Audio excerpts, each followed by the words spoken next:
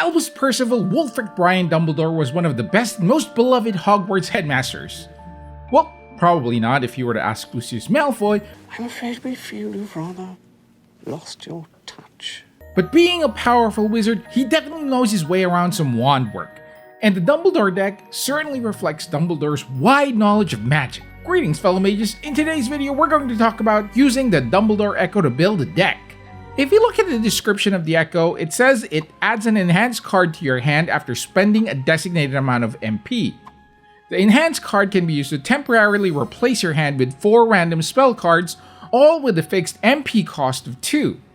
The player can use one of the 4 random spells, which will then be added to the card circulation for this battle. More powerful random cards will be offered with each enhanced card used. So how the Dumbledore Echo works is every time you use 16 MP, it gives you a card that costs 1 MP to cast. When you cast this card, it gives you 4 random spells to use.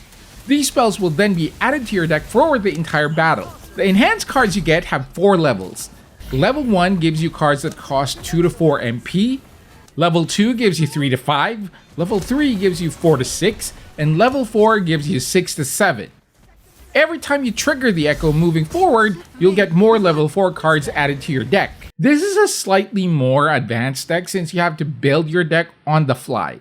Your goal with this deck is not only to get to the level 4 cards, but to actually pick cards that will be useful for your battle.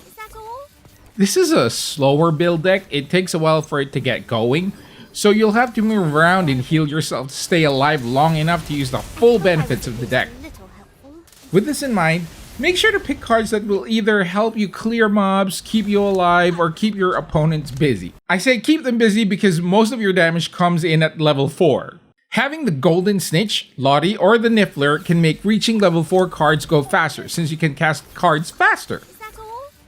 If you're doing duo duels, 2 Dumbledore decks don't do well since you can get pretty overwhelmed early in the match as you're building your way up to level 4 cards.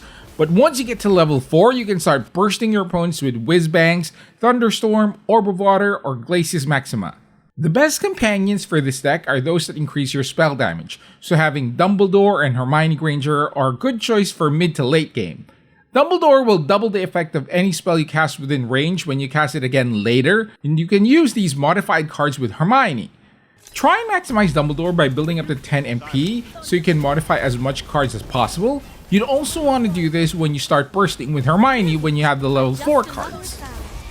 Now the best cards that go with this deck would be one of the level 4 cards, so Whizbangs, Thunderstorm would be good choices. They help build up the progress bar of the Dumbledore Echo as well as provide damage. Golden Snitch also works well for this deck since you're going to need the movement to avoid damage while you build up to level 4. The MP also helps you get to level 4 faster. It's sadly weak against quick burst decks like Hermione, Luna, and Harry. Overall, this isn't a beginner-friendly deck. You need knowledge of the other cards as well to be able to make quick decisions on which cards will be added to your deck for the battle. It also takes a while to get going, so you have to maneuver around the battlefield so you can keep casting and avoid too much damage before you can start dishing out burst damage. And that's our video for today, fellow mages. Are there other decks that you want us to talk about? Are there other cards that you want to learn more about? Comment them below, and until next time, fellow mages, see you in the wizarding world.